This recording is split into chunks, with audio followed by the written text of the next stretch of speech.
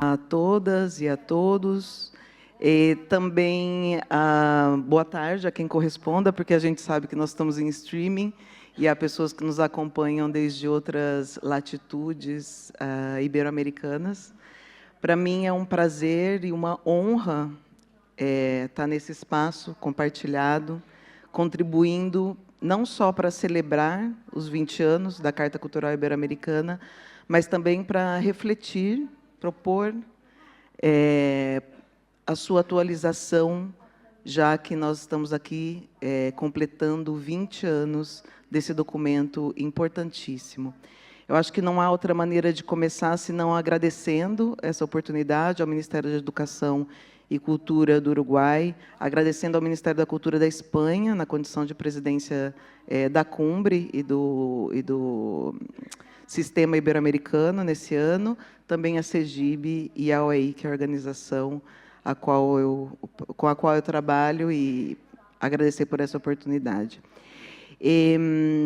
Vou fazer uma coisa que os tradutores e tradutoras odeiam, que é cambiar ao espanhol. Tenho aqui a mi lado Karina, Abel y José María. Mi mesa es 100% hispanohablante, con lo cual voy a cambiar al español para que nos podamos comprender y dialogar con más fluidez, si les parece bien.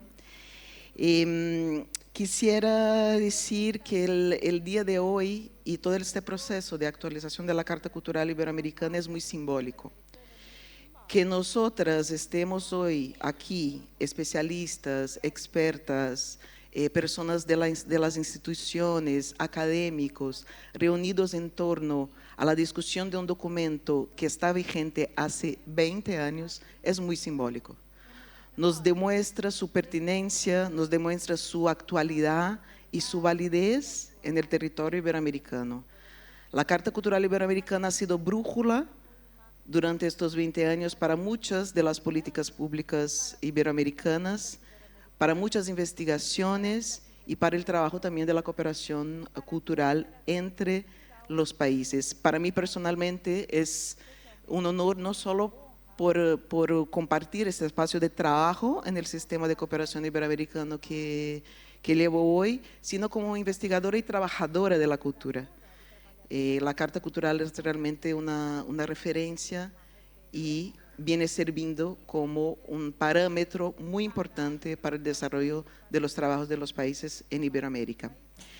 Han pasado 20 años y tenemos un reto, como es natural, de mirar la Carta pensando en las transformaciones culturales, sociales que hemos vivido en toda esta trayectoria.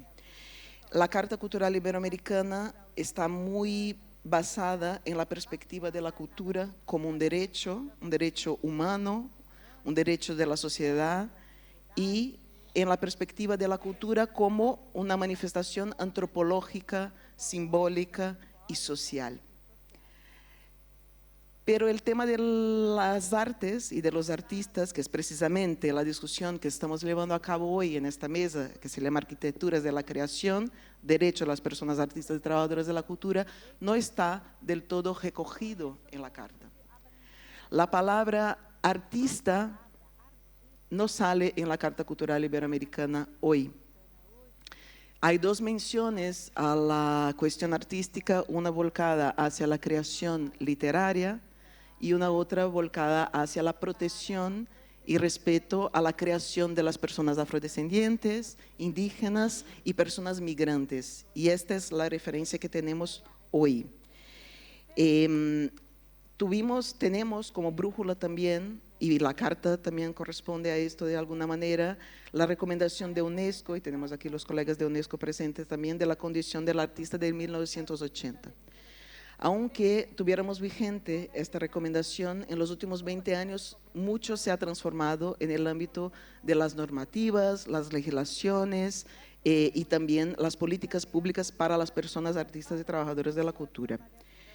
La propia recomendación de la UNESCO de 1980 gana musculatura, gana impacto con todo un sistema de monitoreo que se propone y también con el programa Ashberg, que conocemos muy bien, que es una convocatoria que lanza UNESCO para el apoyo de asistencias técnicas para la mejoría de la condición de las personas artistas en la región. Otras cosas que también han impactado en estos 20 años, y Lía ha comentado algunas de ellas. Gracias, Lía, por toda tu generosidad en compartir estas informaciones en todo este recorrido, muy útil.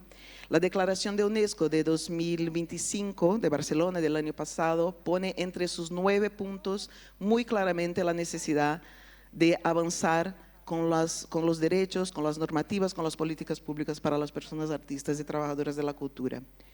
Y lo han firmado 163 estados presentes en el Mundial Cult 2025.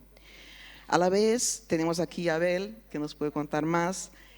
Centroamérica lanzó este año una política regional volcada para la promoción y protección de las personas artistas y trabajadoras de la cultura en el sistema de integración centroamericana SECSICA.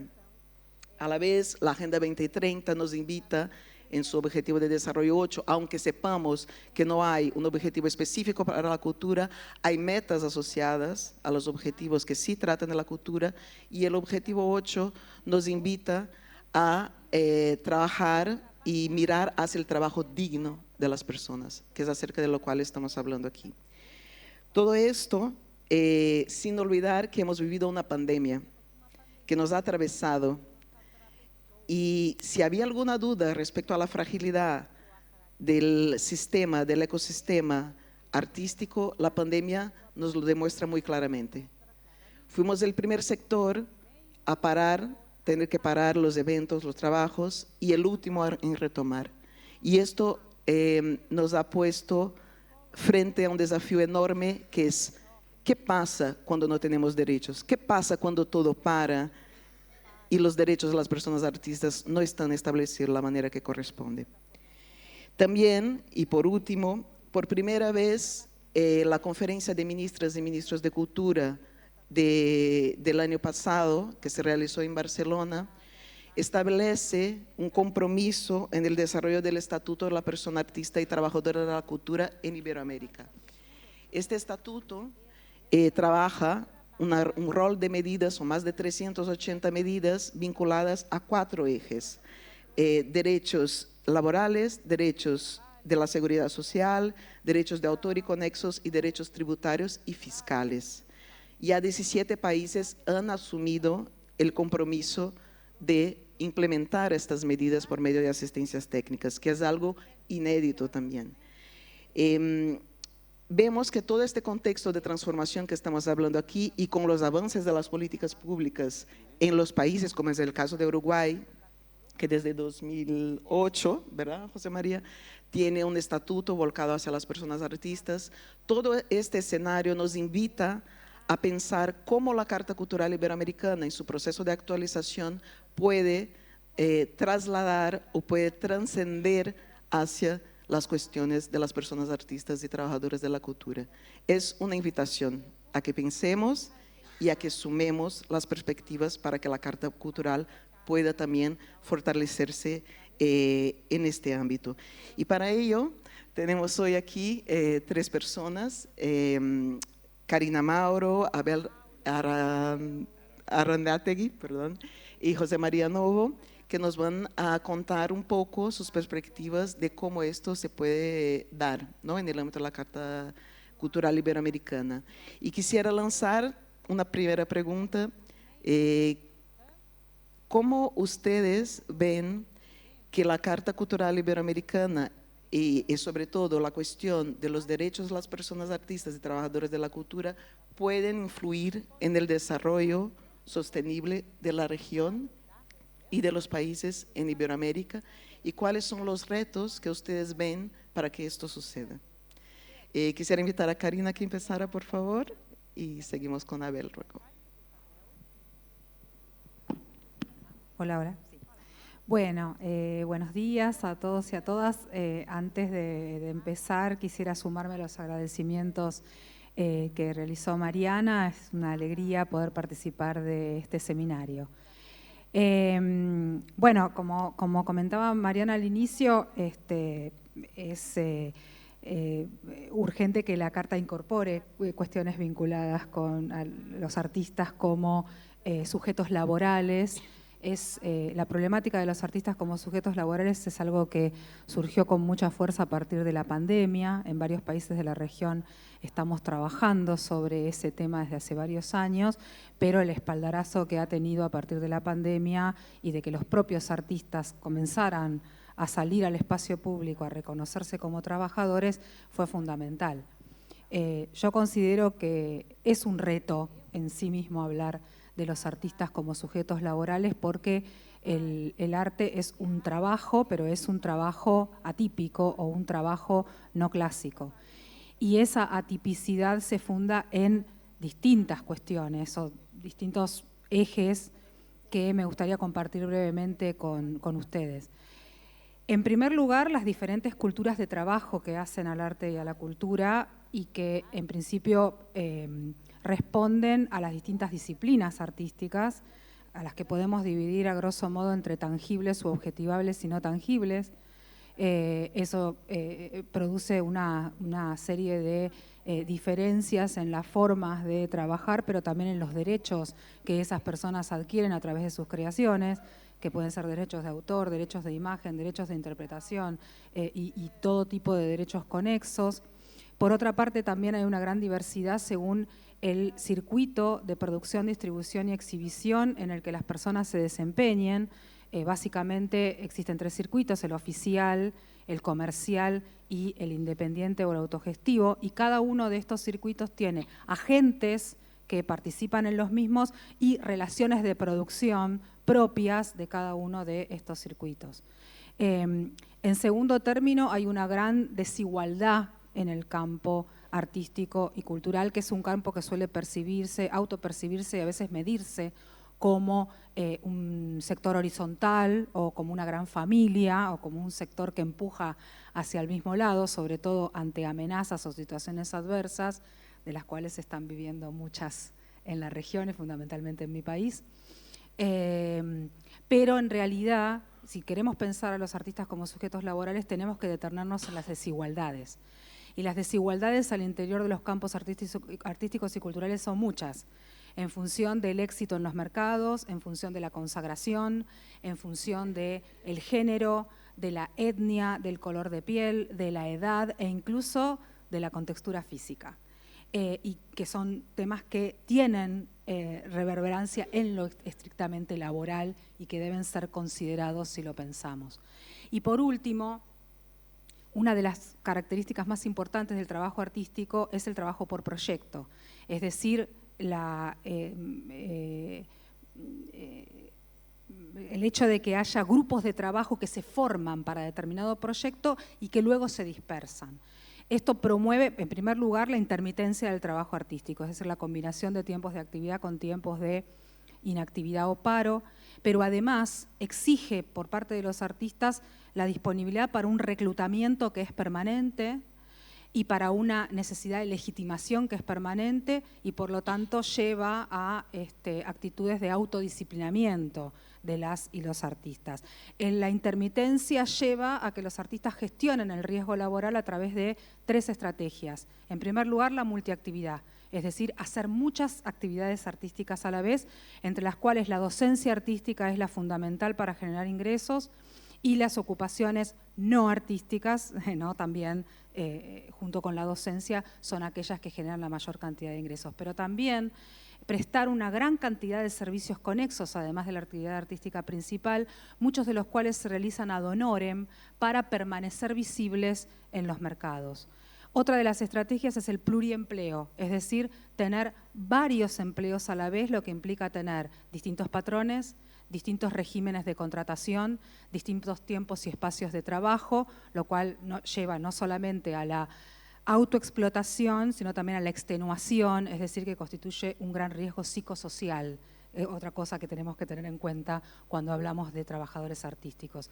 Y la última estrategia a la que quiero referirme es aquella de la mayoría, que aplica a la mayoría de las y los artistas, que es que cuando no son reclutados, es decir, no son contratados, se autoproducen o se autocontratan. Y ahí entramos en el enorme mundo del arte independiente, en el que desgraciadamente los proyectos muchas veces no son sustentables económicamente, es decir, que los artistas no solamente no reciben retribución económica, sino que muchas veces tienen que aportar recursos propios desviados de la economía doméstica o de otras ocupaciones, y son circuitos que, por lo menos en la Argentina, combinan producción en cooperativa con relaciones capitalistas. Por eso, en alguna oportunidad yo he mencionado que en los circuitos independientes los artistas son los verdaderos clientes del sistema. Estos son algunos de los retos que me parece que deberíamos discutir y deberían formar parte de una reflexión sobre los sujetos artistas en la Carta Cultural. Gracias, Karina. Esto nos, o sea, siempre escuchamos, o es natural o común que escuchamos el cuestionamiento de por qué hay que trabajar una normativa, una legislación o unos parámetros específicos para los artistas, ¿no? Y lo que trae Karina yo creo que es muy importante porque posiciona el por qué, ¿no? La génesis de por qué el trabajo artístico se distingue de los demás, y ya UNESCO en la recomendación de los 80 hablaba de las características de multifuncionalidad, de independencia, de autoempleo, que son, digamos, la base de la diferenciación del trabajo artístico de los demás, y por ello siempre hay que repetir y repetir la necesidad de que haya legislaciones, normativas específicas que hagan frente a estas características. Abel, por favor. ¿Aló? ¿Se escucha? Sí. Muchas gracias. Buenos días. Primero agradecer a OEI, al gobierno de Uruguay por la invitación a un espacio tan importante, y no quiero desaprovechar el momento también para agradecer a mis ancestras y mis ancestros que hoy se regocijan de que los afrodescendientes estemos sentados en este espacio, en este proceso de renovación de la Carta Cultural Iberoamericana, para que podamos estar. Según la CEPAL, somos más de 133 millones de personas en América Latina. Eso no es poca cosa. Por ende, se requieren de políticas públicas, culturales específicas para nuestros pueblos, así que muchas gracias por permitirnos estar aquí. Para mí es importante señalar varias cosas, y hemos avanzado muchísimo en el marco de estos 20 años, pero seguimos teniendo desafíos y retos importantes. Si bien es cierto, la Carta Cultural Iberoamericana reconoce a la cultura como un pilar del desarrollo sostenible, de cohesión social y de derechos humanos, pero nada de eso va a ser posible si no existen las condiciones laborales dignas de quienes hacen posible a la cultura, que son las personas. Artistas, sabedores, productores, gestores culturales, y es importante tener una perspectiva que vaya orientada más allá de una agenda, sino una agenda hacia las personas. En ese sentido, quisiera compartir qué pienso, ¿no? o qué vemos en la región de Centroamérica sobre las contribuciones de los artistas y trabajadores de la cultura en el marco de la Carta Cultural Iberoamericana. Yo quisiera resaltar tres pilares, o tres contribuciones, mejor dicho, basados en el diagnóstico que hicimos en la región SICA, que está conformada por los 8 países Centroamérica y República Dominicana, incluyendo Belice. Identificamos en ese diagnóstico que una de las contribuciones de artistas y trabajadores de la cultura es a la sostenibilidad económica.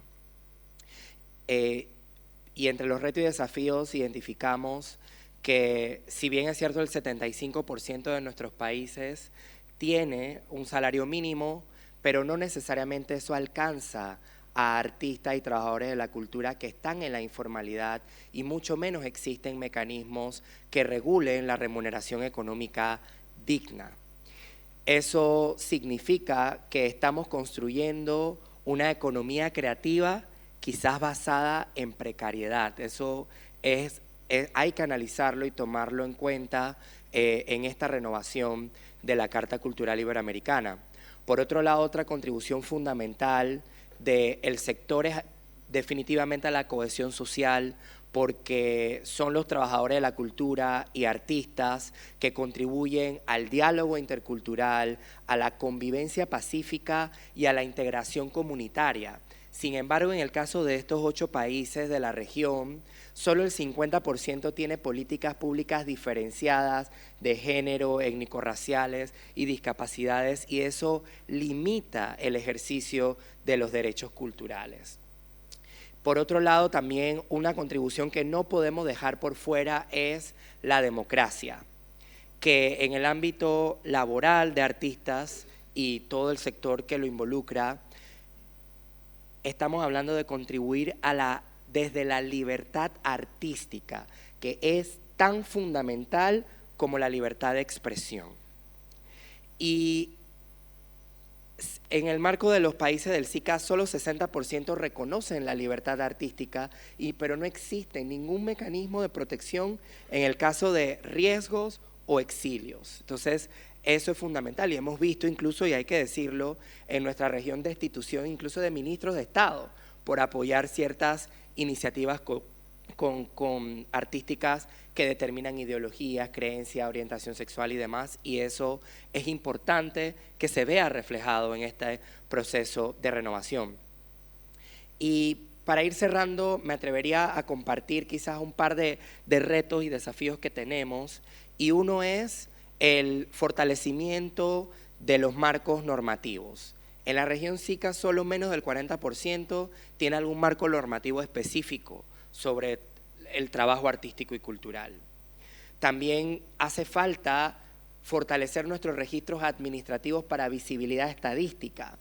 Nosotros identificamos en este proceso que 65% de los países de la región SICA tienen registros sobre artistas y trabajadores de cultura, pero de ese 65%, el 75% no utiliza los datos para elaborar políticas públicas basadas en evidencia.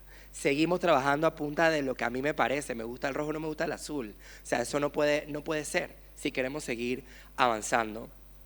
Por otro lado, el tema de la protección o de la promoción de la seguridad social, la protección social. Requerimos de una seguridad social diferenciada, porque desde ese trabajo artístico y cultural muchas veces el trabajo es intermitente.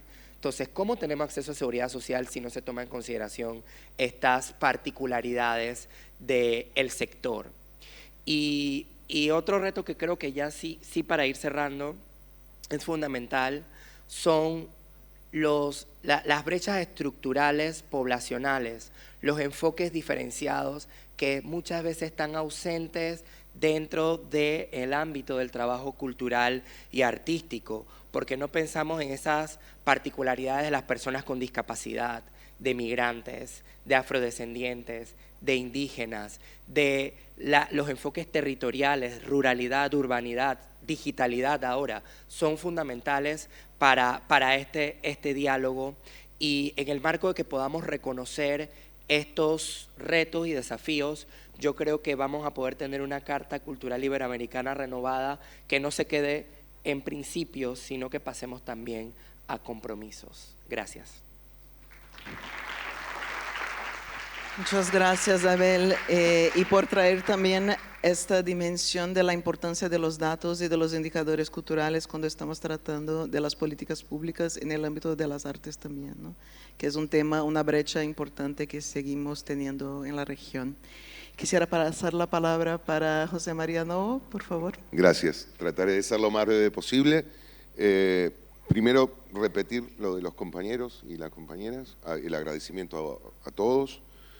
Agradecimiento también como representante de trabajadores de la cultura de estar sentado acá hablando de por qué está bueno hablar de trabajadores de la cultura.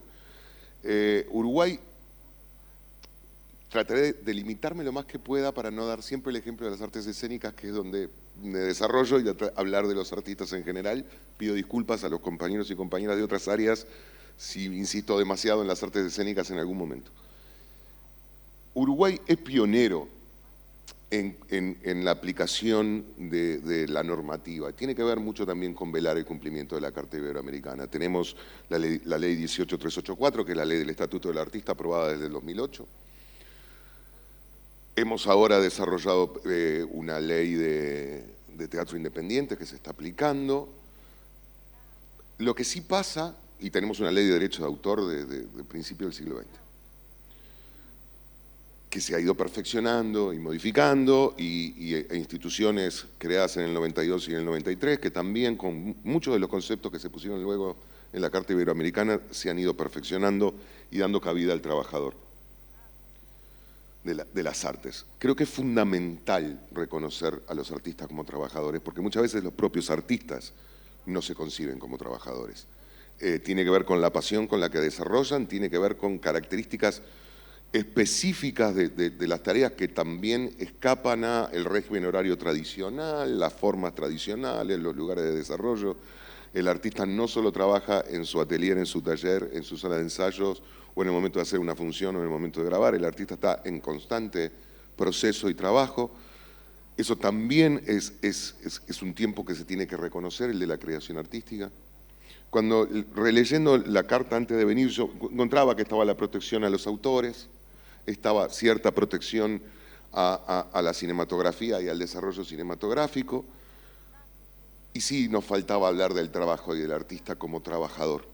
Y el rol del artista en la sociedad, lo que dijo el compañero recién, creo que es escuchar compañeros de otros lados que plantean la misma realidad que tenemos acá, te habla de esta universalidad del conflicto y por eso la necesidad de que existan documentos que ayuden de marco para delimitar políticas. La ley del Estatuto del Artista del Uruguay fue hecho en el 2008, 18 años.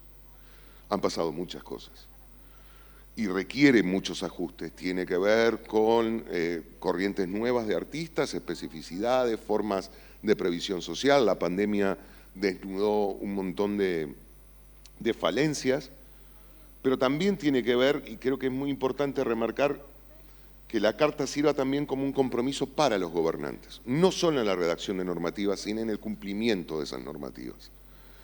Cuando los estados no cumplen esas normativas, cuando las contrataciones no son a través de la ley del artista, cuando se sigue opinando de los artistas como un hobby o una actividad recreativa, cuando el artista aparece solamente en determinadas campañas y no de interés público, sino políticas, y después el interés del artista y del trabajo del artista decae, todo eso contribuye a que, más allá de que tengamos una normativa, la normativa no se aplique. Cuando conversaban, nosotros, por ejemplo, hay un solo lugar, esto hablo en particular de los actores y actrices del Uruguay, en donde nos sentamos en un consejo de salarios a discutir, que es en la producción cinematográfica o con plataformas. Pongo ese ejemplo porque es el único lugar en donde nos sentamos a discutir un salario y donde se violan todas las normas laborales, a conciencia. Firmamos por 10 horas, porque la jornada de rodaje son 10 horas, cuando la jornada de trabajo en Uruguay es de 8. Aceptamos formas y de liquidación y de traslado totalmente distintas. Es en la única instancia en que como representantes de artistas nos sentamos a discutir remuneración económica y salarios y aranceles, y en el momento que lo hacemos, ya lo hacemos aceptando algo que violenta la normativa nacional. Porque hay un concepto que tiene la Carta que es buenísimo, y con esto resumo, que el término mundialización, que ahora lo hemos cambiado, pero que en el momento de la redacción de la Carta estaba, hoy también es necesario que Iberoamérica se plantee y forme criterios, porque hoy, por ejemplo, para el trabajo en plataformas firmamos contratos en inglés, con normativas laborales de Estados Unidos. Y eso es porque el marco normativo tampoco cubre a los artistas y a los trabajadores de detrás de cámara de oficios conexos en la realización de esas tareas. Hay mucho por hacer, porque los artistas, generalmente por llevar adelante nuestro arte, por estar acostumbrados a ser autogestivos, renunciamos a un montón de cosas siempre. Entonces, saber que puede haber un marco normativo y algo para que guíe esas políticas creo que es fundamental. Perdón si me excedí.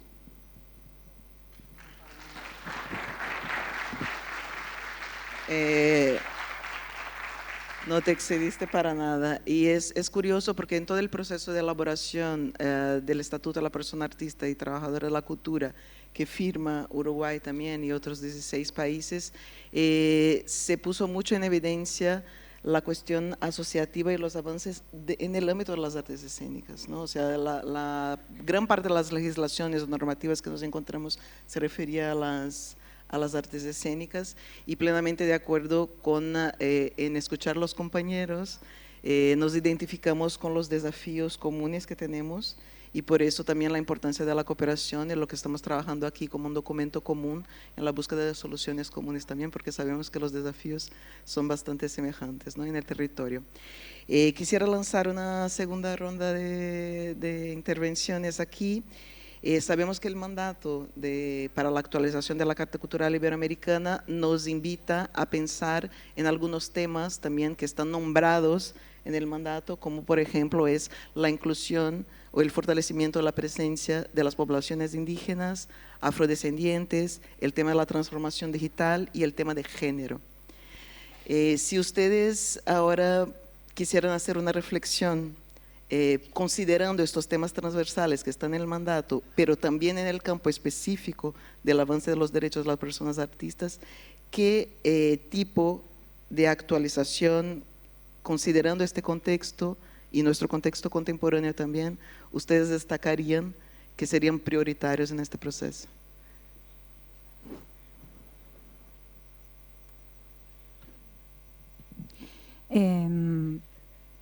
Bueno, yo tengo una visión particular del tema porque entiendo que la posibilidad de escuchar otras voces, de ver otros cuerpos, de aprender otras historias, de ver otras imágenes, de conmovernos con cosas que nos hacen salir de nosotros mismos y nos llevan, nos enfrentan al otro, a lo desconocido, a lo diverso, requieren necesariamente de condiciones materiales para que esas voces puedan tomar la palabra. Quiero decir, es muy difícil que una persona que pertenece a un sector vulnerable o vulnerabilizado por muchas razones, como las que mencioné en mi intervención anterior, elija una ocupación artística o pueda siquiera pensar en la posibilidad de elegir una ocupación artística o sepa que existe la posibilidad de dedicarse a una ocupación artística si no tiene la posibilidad de asumir el riesgo de trabajar sin remuneración. Es decir, considero que las medidas a adoptar, tanto por la Carta, bueno, el estatuto en el que estamos trabajando, son importantes porque sin duda van a mejorar las condiciones sociolaborales y las condiciones económicas de las personas que tienen dedicaciones artísticas hoy en día. Es un desafío, va a ser muy difícil. El Estatuto de la Persona Artista y Trabajadora de la Cultura es un entramado de normativa, de legislación, de programas, es decir, de medidas que necesitan por parte de los países que lo implementen un trabajo mancomunado y coordinado de diferentes agencias estatales de trabajo, de educación, de cultura, tributarias, etcétera. También necesita de la generación de consensos con la sociedad civil para que comprenda que el trabajo artístico es algo que debe ser remunerado, y con los propios artistas, que como decía José, muchas veces no se identifican como trabajadores, a pesar de que es algo que en los últimos tiempos está cambiando, pero también es necesario generar consensos con los propios beneficiarios.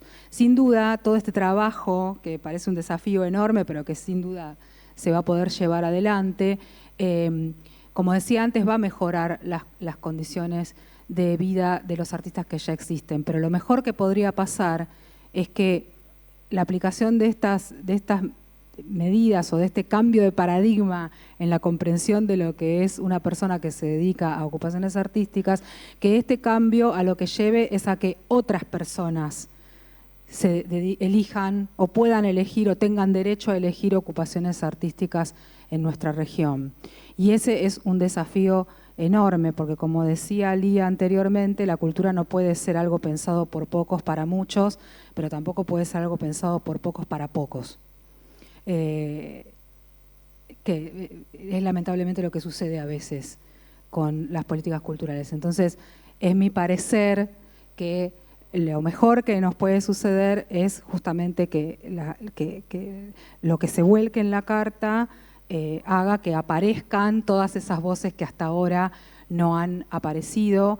Y también creo, y con esto termino, que es una gran oportunidad para que los artistas no solamente luchen por mejorar sus condiciones de vida, sino que también es una buena oportunidad para que el campo artístico y cultural realice una intervención en la sociedad de cara al trabajo en general, porque es el trabajo en general el que está amenazado en la actualidad, y creo que los artistas serían una buena punta de lanza para empezar a pensar, a repensar un trabajo nuevamente con derechos, porque en definitiva el trabajo es lo que sigue posicionando a las personas en la sociedad.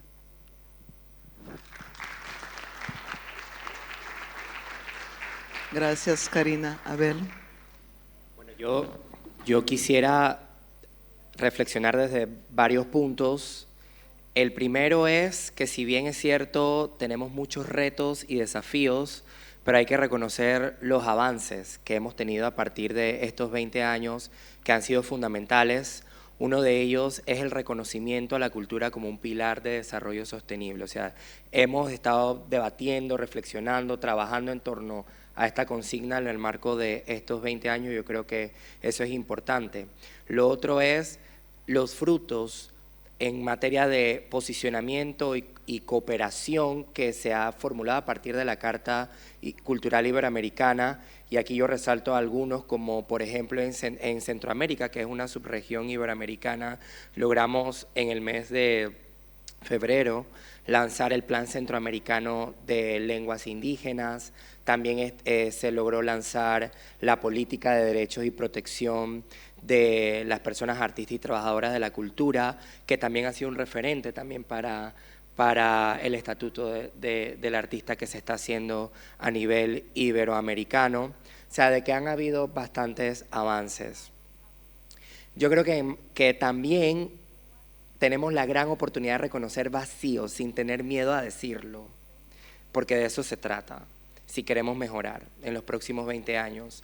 Y yo creo que es el momento de que se pueda dar un reconocimiento particular a la condición de artistas y trabajadores de la cultura, detallando la necesidad de esa libertad artística, protección a la seguridad social, movilidad artística, salarios, educación de calidad, así como también la inclusión en la Carta de la educación artística y cultural, que forma parte de todo este ecosistema, y que justo la semana pasada estuvimos reunidos en Colombia abordando esta temática, donde habría que detallar el tema de la profesionalización de los docentes, el reconocimiento a los sabedores y sabedoras mayores como instructores. Son tantos retos y desafíos, pero yo creo que más que condensar todo en términos técnicos, debemos buscar la manera de detallar, mencionar todo esto, porque quedamos entonces diciendo discursos muy técnicos que se nos olvida después de qué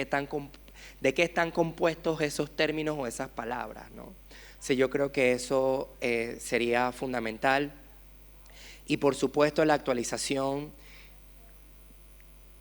debe tener indispensablemente el tema de los registros administrativos para la visibilidad estadística, porque requerimos políticas públicas basadas en evidencia, y eso es fundamental. Voy a decir dos más y cierro.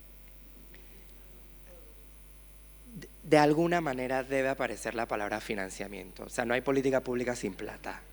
Entonces, eso es fundamental, de que existan financiamientos suficientes. Y el enfoque diferenciado no puede quedar por fuera. Y sé que hay intenciones de que así sea. Debemos hablar de la territorialización. No todo se puede quedar en lo urbano. Hablemos de las políticas culturales rurales. ¿Dónde están? ¿Dónde están las políticas culturales para las personas con discapacidad, afrodescendientes, indígenas, migrantes? ¿Dónde están? O sea, toda esta diferenciación es la que conforma Iberoamérica.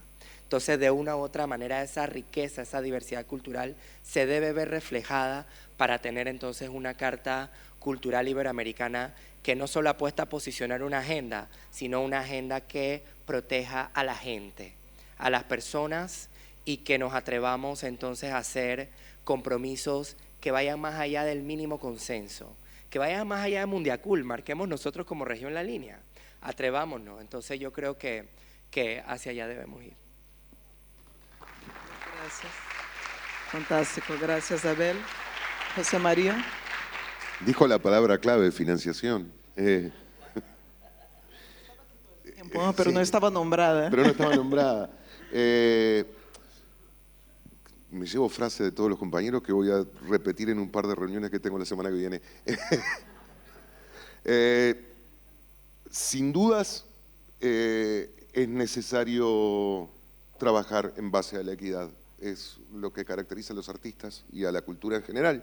Entonces, ¿qué mejor que trabajar en base a eso? Para eso hay que trabajar en la formación, cuidar la formación artística, transformar la formación artística en algo amigable.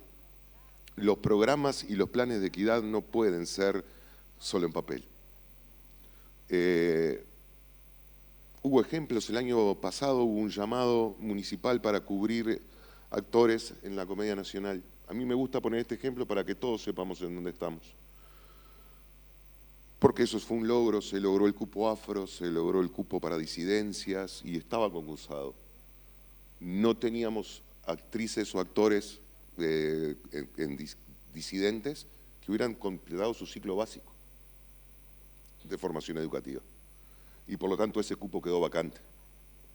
Había una política pensada en apoyo, pero había una traba administrativa que no permitió que mucha gente que sí se podía presentar, artistas muy valiosos que vienen de sectores muy perjudicados y muy discriminados, no pudieran presentarse. Y no pudieran ni siquiera concursar, porque no tenían un papel. Y tiene que ver con educación, y tiene que ver con culturas comunitarias, que también el avance de la cultura comunitaria abre cabeza, genera democracia, genera horizontalidad, y es importantísimo fomentarla, y desde esa cultura comunitaria donde después terminan saliendo los artistas, o expresiones artísticas, vamos a decirlo bien, o expresiones artísticas. Entonces está buenísimo incentivarla. Eso se hace con financiación, eso se hace tomando en cuenta que no es un gasto la cultura, que la cultura es una inversión en sociedad, es una inversión en los pobladores y es una inversión y protección del trabajo. En nuestro país, por sus raíces, es mucho más fácil hablar de subsidios al campo que de subsidios a las actividades artísticas. Y creo que está bueno empezar a abrir cabeza en este mundo globalizado de hoy, en donde todo el mundo parece estar librando batallas culturales, que no se puede descuidar el principal agente de la batalla cultural, que es el artista, que es el que va colaborando y mostrando su arte. Las políticas vacías sin financiamiento o sin tener los pies en la realidad generan inequidad también. Sobre discapacidad hay mucho trabajo que se está haciendo y es muy interesante el poder continuar también con el artista y discapacidad y ver cuántos espacios para artistas se generan. Y en cuanto al afro, pertenezco a un país que por suerte hace un reconocimiento fuerte a la cultura afro, pero que creo que tiene un montón de debes igual. Entonces está bueno recordarlo. La cultura y el arte fomentan la no discriminación, o deberían hacerlo. Y los artistas estamos para eso, y para trabajar para eso, y para trabajar para temas importantísimos de rescate cultural. Nada, eso, y muchas gracias. Gracias, José María. Yo quisiera saludar especialmente a las personas artistas que están haciendo esta maravilla, que es la reseña artística de lo que estamos hablando aquí. Y muchas gracias, precioso el trabajo. Y también en su nombre, pues, saludar también a todas las personas artistas que nos acompañan y las personas trabajadoras de la cultura que aquí están, la técnica y todos los trabajadores que hacen posible que podamos estar aquí hoy haciendo esta discusión tan rica y tan importante. Quisiéramos pasar la palabra para el público, ya para 2 o 3 intervenciones, si les parece bien. Les pediríamos por favor presentarse, de ser posible, a principio, para que podamos ubicar a todos. Muchas gracias, Fernando.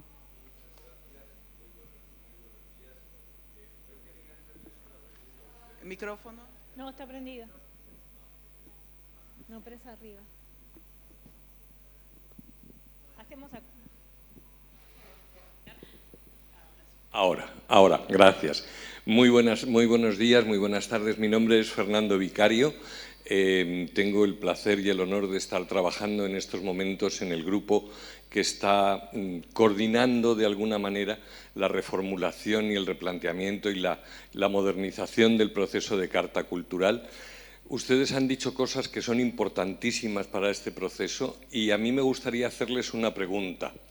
Cuando nosotros hablamos del Estatuto del Artista, me gustaría que ustedes me dijeran si creen oportuno que la Carta ampliara esto al Estatuto del Trabajador de la Cultura.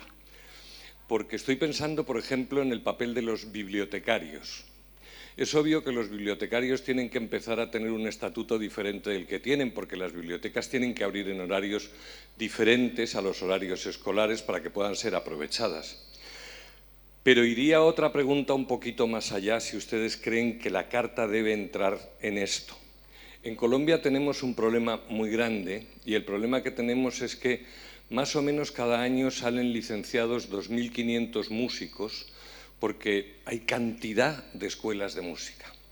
Y después no hay un régimen impositivo ni una política fiscal que facilite que los lugares públicos pongan actuaciones en directo, sino que cuando uno tiene un bar le sale mucho más barato pagar Saico, Asimpro, los derechos de autor, que contratar músicos en directo, con lo cual los músicos recién salidos no tienen dónde tocar y cómo obtener remuneración por todo eso, y eso implica un cambio de política fiscal. Y antes ustedes han dicho una cosa que me ha parecido muy importante, por ejemplo, en el tema de la cinematografía. Estamos trabajando con estatutos diferentes a la hora de contratar actores para plataformas cuando es Netflix quien contrata. Pero es que también desde Ibermedia estamos trabajando con unas políticas diferentes cuando en el tema de coproducción ponemos tribunales propios para las coproducciones cinematográficas que no están sujetos a la reglamentación ordinaria. La Carta debe hacerse eco de todas estas transformaciones en las políticas laborales que requiere el sector de cultura, ¿o creen ustedes que sería abrir una olla demasiado grande? Gracias, Fernando, por la pregunta. ¿Alguien quiere empezar? No. Puede ser también. Nos propone Abel que recogemos las 3 preguntas y luego contestemos enseguida. ¿Sí? ¿Les parece?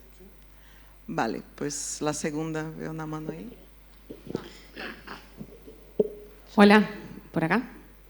Buen día, soy Paola Correa Ramos, artista afro-uruguaya, también docente en el área artística, en la educación pública. Y bueno, me sentí muy representada, me describieron los 3 en la forma en la que manejo mi área artística, mi área docente y sobre todo la precarización en cuanto a servicios de salud, en cuanto a contrataciones. Y bueno, y en realidad viene más a una reflexión en decir, bueno, si esta carta puede contemplar que en el caso de querer contratar una persona trans, que no tenga ciclo básico aprobado, pero no podemos generar políticas que después nos haga trampa al solitario y poder decir, bueno, contrato una persona trans que no tiene ciclo básico completo con la condición de que en 2, 3 años cumpla este requisito, pero no dejar de dar esta posibilidad a las personas. Lo mismo pasa con la población afrodescendiente. Nos pasó en la formación de danza candombe. Cuando se solicitaron docentes, la mayoría de las personas con la mayor expertise no contaban con el sexto de liceo aprobado.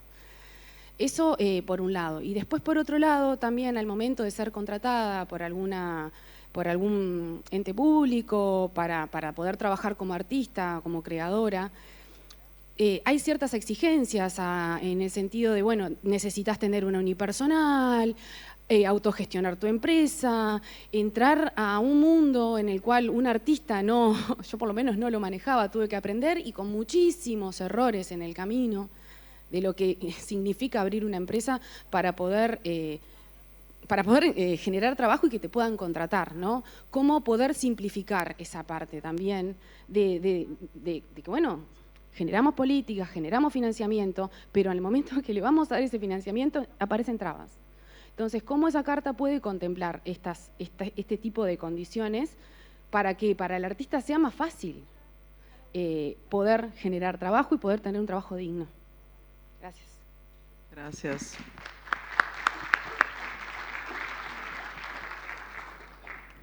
Una pregunta ahí. Mi nombre es Raquel Diana, soy actriz y escritora. Pensaba, ¿quién lee la Carta Cultural? Los gobiernos. De verdad, es algo que llega, tiene un público primero, que es la gente que está gobernando, por suerte. Con el paso de los años podemos decir cuántas cosas no se cumplieron, no se vieron. Entonces, creo que esta es una gran oportunidad para, en la reformulación, poder llegar a este público fundamental. Digo porque muchas veces y muchas de las cosas que se plantean en la carta, los artistas lo planteamos, lo gritamos, lo performeamos y no nos dan corte. Entonces sí, creo que es fundamental que, por ejemplo, el tema de la política fiscal esté en la Carta Cultural, claro que sí. Lo planteamos desde siempre, las políticas fiscales además no tienen un gran costo para el Estado, y realmente tienen una incidencia cardinal en el desarrollo de nuestras actividades, las políticas que fomentan y las políticas que desestimulan, ¿no?, desde la fiscalidad. Y por supuesto el tema del trabajo. Yo siempre digo, los compañeros acá me van a perdonar porque siempre lo digo, antes, hace muchos años, queríamos una legislación laboral para los artistas y decíamos que el trabajo del artista era muy diferente a cualquier otro, por la intermitencia, por el cambio de la relación de dependencia, porque a veces teníamos un patrón y a veces éramos autogestivos, porque a veces dependemos del Estado, a veces no. Éramos los raros del mundo. Ahora es al revés. Este sistema es el normal. Entonces yo creo que en cualquier discusión del mundo del trabajo que busque mejorar las relaciones laborales y los sistemas de previsión social, los artistas tenemos que estar, porque la solución para nosotros a lo mejor está muy cerca de un delivery, no sé, pero el mundo está así, también de los profesionales universitarios, ¿no?, y de los científicos, que están en el mismo estado que nosotros, despertándose cada día, viendo qué proyecto van a inventar y cómo sobrevivir. Así que yo tengo realmente esperanzas. Siempre pienso esto, ¿no? A cualquier gobierno no le resulta difícil hacer una política de energía, ¿no? Y si tomamos cualquier plan respecto a la energía de un país y quitamos la palabra energía y ponemos cultura, probablemente salga algo orgánico, con visión de futuro, con políticas que no son improvisadas, que están hechas en base a la evidencia, y cuesta muchísimo todavía. Las políticas culturales, a pesar de la carta y de todos nuestros esfuerzos, siguen siendo políticas de príncipe de Florencia. Yo financio lo que me parece, ¿no? Y hoy financio esto y mañana esta otra cosa, en función de tal o cual, ¿no? Y después no hay recursos, obviamente. Ha habido en este país hace muy poco un importante recital que salió $500,000, organizado por el Ministerio de Cultura, y después no hay recursos para otras cosas. Y bueno, como decía un colega portugués, política de evento, ¿no? Las políticas de eventos son viento. En ese sentido, yo creo que la Carta Cultural genera un marco que puede ser un lugar de referencia para el sistema político, que a veces nos mira con simpatía, pero también con un poco no sé, de repulsión por el bicho raro, y sobre todo tienen en cuenta algo, que aunque nosotros no tengamos dinero, que aunque nosotros no tengamos un sistema laboral que nos ampare, igual vamos a seguir haciendo arte. Y los políticos cuentan con esto, lamentablemente. Gracias. Gracias.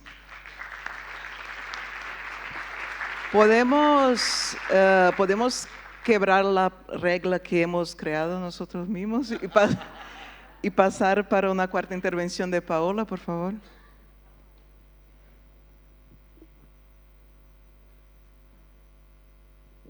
Hola, hola. Soy Paola de la Vega de Ecuador, soy docente investigadora y cuando les escuchaba pensaba en algo que quizá no hemos tratado mucho y que es, creo, una característica del espacio cultural iberoamericano y de la cooperación, que es el diseño de los sistemas de concursabilidad, los famosos fondos de fomento, ¿no?, que están en todos los países iberoamericanos y que a mi modo de ver es una variable que es fundamental en el análisis cuando pensamos en trabajo, porque muchos y muchas de nuestras artistas dependen de fondos de fomento estatales, ¿no? Y esos fondos de fomento estatal también muchas veces están reafirmando condiciones como las que hablaba, o reproduciendo condiciones como las que hablaba Karina, ¿no? El trabajo por proyecto, en lugar de pensar procesos más a largo plazo. Y lo hablo quizá, por ejemplo, desde Cultura Viva Comunitaria, ¿no?, que es como el campo donde estoy. Y ahí, claro, siempre hay una dificultad, cómo entendemos el fomento a procesos en lugar de proyectos que permitan una sostenibilidad más a largo plazo, y eso es complejo porque depende de la alternancia política, los gobiernos. Entonces, como que la cultura está supeditada a lo que decía la compañera hace un momento, ¿no?, como el deseo del príncipe en lugar del fomento más a largo plazo, ¿no? Y pasa lo mismo con valores que reafirmamos acá, la cooperación en lugar de la competencia, que los fondos de fomento están ahí también precisamente fomentando eso, ¿no? Y luego lo otro tiene que ver con algo que siempre me pregunto, suelo participar como jurado en fondos de fomento en Ecuador, y siempre me pregunto qué pasa con todos esos proyectos que no se financian en una convocatoria. O sea, es decir, ganan 5, aplican 100, ¿qué pasó con los 95? ¿No? Creo que es una pregunta que nos tenemos que hacer también cuando hablamos de trabajo. Muchas gracias. Quisiera pasar entonces la palabra para la mesa para contestar, comentar y también hacer sus comentarios finales ya. Gracias, Karina.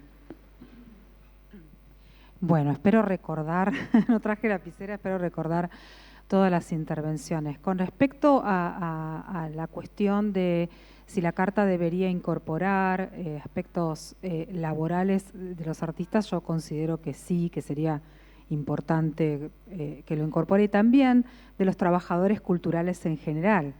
El estatuto de la persona artista es de la persona artista y trabajadora de la cultura, también lo contempla, y bueno, sería interesante que la Carta también lo haga.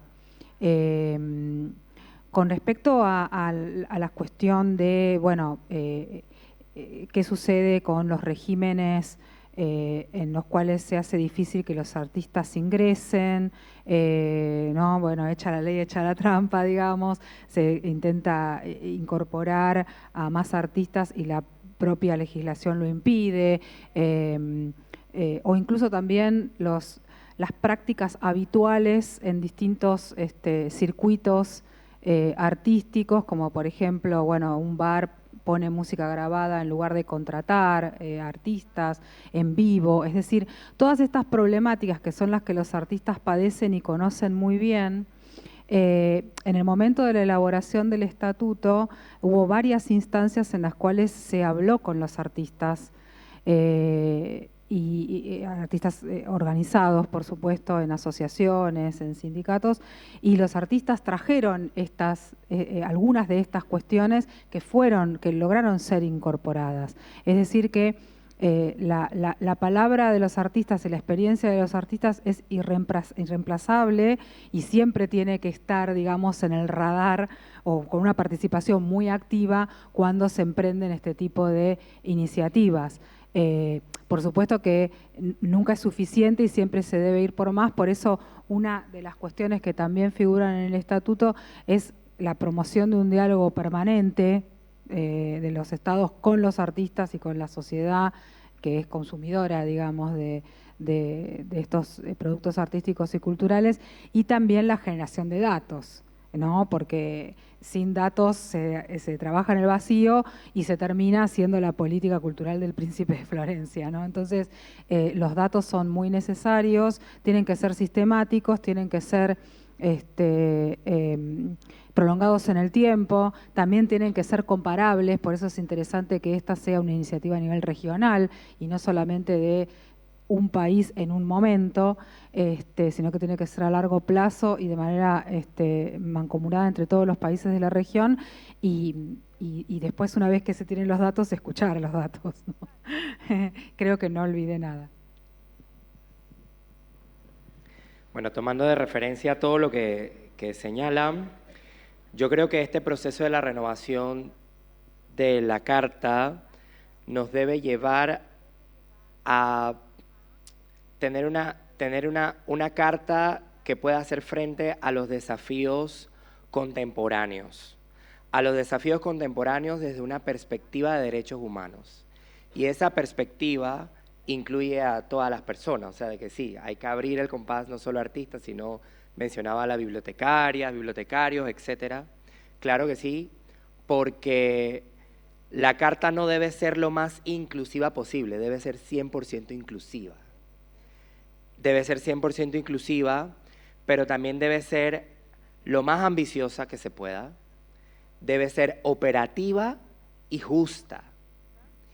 Y aquí yo podría decir que yo aspiro por lo menos a que el resultado de esta carta renovada pase de ser una carta de principios a una carta de compromisos medibles, de compromisos escalables.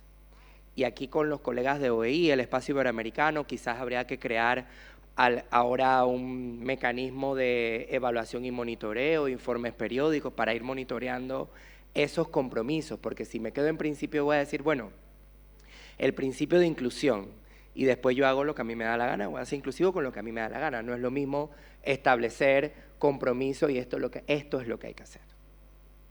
Entonces, creería yo que hacia allá deberíamos ir para no quedarnos en esa consigna de no dejar a nadie atrás solamente, sino es no dejar a nadie por fuera, porque hay gente que no solo se queda atrás, sino hay gente que se queda por fuera.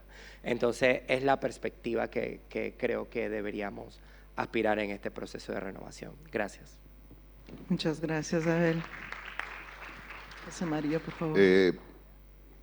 Concuerdo con lo que dijeron los compañeros con respecto a la primera parte de la pregunta. Con respecto a la segunda parte de la pregunta, en Uruguay, los compañeros de AGADU, de la Asociación General de Autores del Uruguay, han hecho un trabajo que tiene que ver con aquellos lugares que tienen música en vivo, entonces se le hace una bonificación. Porque volvemos a una de las cosas que decía Raquel, que tiene que ver con las políticas fiscales. Es una forma de llevarlo adelante. Y es una forma, la política fiscal te puede permitir tener la cintura de beneficiar ciertos programas. En Uruguay, en el caso particular y puntual de los músicos en vivo, está pasando, creo, primero apareció el candombe, Patrimonio, está bárbaro, gracias. A los que no conozcan al candombe, péguenle una vuelta y traten de conocerlo porque es patrimonio nuestro y es divino. Sin duda las políticas tienen que, no fijarse en el caso concreto, pero sí fijarse en los sectores a los que se está dirigiendo las políticas. Es importantísimo los concursos y la financiación es una forma transparente de trabajar. La DNC, la Dirección Nacional de Cultura en Uruguay lleva un montón de concursos adelante. La Intendencia de Montevideo hace más de 12 años que ha implementado, por ejemplo, el programa de fortalecimiento de las artes, que también es un concurso. El concurso siempre, la discrecionalidad, que es parte de lo que decía después también Raquel allá arriba, eso de solo privilegiar al consagrado, sería una de las políticas que estaría buenísimo eliminar, en realidad. Atender a los elencos emergentes y atender en oposición y méritos a los colectivos que están trabajando y a los artistas que están trabajando en igualdad. Lamentablemente en Uruguay, más allá de que la política implicaría que la totalidad debería ser por concurso, sigue habiendo o existiendo una parte que es discrecional, que está buenísimo también en la carta seguir insistiendo en el concurso, ¿Y qué pasa con los otros el 95% de que no? Mucho se termina siendo autogestivo, mucho se termina haciendo en otras condiciones o mucho se termina abandonando y quizás estamos perdiendo. Pero todo vuelve a lo mismo, fondos, apoyo y que esto es una inversión y no un gasto. Creo que contesté todo. Gracias, Juan. Muchas gracias. Claro, sí, adelante. Con respecto al tema de los concursos, de la pregunta de Paola, que la olvidé, me quedó pendiente y que es muy importante. Yo hace un tiempo pude hablar con la Asociación de Gestores de Salas de Teatro Independiente de la Argentina, y ellos me contaban que en los últimos tiempos las obras que se presentaban sus proyectos para presentarse en esas salas, lo ponían con la condición, el proyecto estaba condicionado a recibir subsidio, y si no recibían subsidio, no lo hacían. Y esa persona me decía que le despertaba mucha curiosidad este comportamiento porque antes no era así. La gente presentaba el proyecto y si no se recibía subsidio lo hacía igual. Y yo observo ahí un cambio generacional. Es decir, las jóvenes generaciones, muchos formados en universidad, no quieren hacer la obra poniendo plata, y si no obtienen el subsidio. Y eso me parece que es un cambio positivo, pero al mismo tiempo es un cambio negativo, porque hay un montón de enunciados artísticos que no se hacen. Y también otra cosa que está sucediendo, que eso lo observó la Asociación Argentina de Actores de allá de Buenos Aires, es que cada vez más grupos de teatro no se inscriben como cooperativas, quedan en informalidad total, porque ya ni siquiera intentan pedir subsidio, porque no entienden cómo es, porque no saben cómo hacerlo, porque es muy difícil, y quedan completamente por fuera, incluso también quedan en la informalidad total, porque ningún organismo, ni estatal, ni sindical, ni de ningún tipo, sabe que ese grupo de teatro existe y está haciendo algo. Entonces, me parece que el tema de los concursos va mucho más allá de si se tiene dinero o no para hacer un proyecto. Muchas gracias, Karina. Bueno, creo que muchos puntos interesantes, ¿no? Y muchos puntos válidos para considerar en este proceso de actualización y reflexión y celebración también, no nos olvidemos. Y sobre todo, creo que lo que se ha discutido nos pone un desafío, que es un desafío de la cooperación multilateral en sí misma, que es de ser amplio lo suficiente para abarcar la diversidad de realidades de los países, de los contextos, pero a la vez con un sentido territorial y específico que contemple pues, las realidades también específicas de los países y de los territorios, ¿no? Si hiciéramos un poco de ejercicio de un punteo de 3 temas que han salido aquí, que quizá tenemos que tener en cuenta y seguir pensándolo, sería en relación al ámbito del derecho a las personas artistas, la cuestión de la interinstitucionalidad. Uno de los grandes desafíos de avanzar con los derechos de las personas artistas y trabajadores de la cultura es que muchas veces la gobernanza es compartida de estos temas con trabajo, con seguridad social, con salud. O sea, exige un grado de articulación interinstitucional dentro de los propios gobiernos o alcaldías o municipalidad, que es bastante importante. Y este es uno de los retos que están puestos, ¿no? El otro tema, la financiación, ¿no? Que ha salido aquí bastante, estar vinculados y hacer la reflexión a partir también de los principios vinculados a los temas de financiación y la importancia de los datos e indicadores culturales y de trabajar con base en evidencia para que podamos avanzar en las políticas públicas del territorio. Quisiera agradecer muchísimo a nuestros panelistas en esta mesa de hoy. Por increíble que parezca, hemos cumplido con el tiempo. Agradecer mucho a las preguntas, a la dinamización que se ha propuesto aquí, a las personas que nos acompañan por streaming también, desde otras latitudes, desde el territorio iberoamericano, y en especial a las trabajadoras y trabajadores de la cultura que hicieron esto posible y que siguen haciendo todo esto posible. Gracias. Buenos días.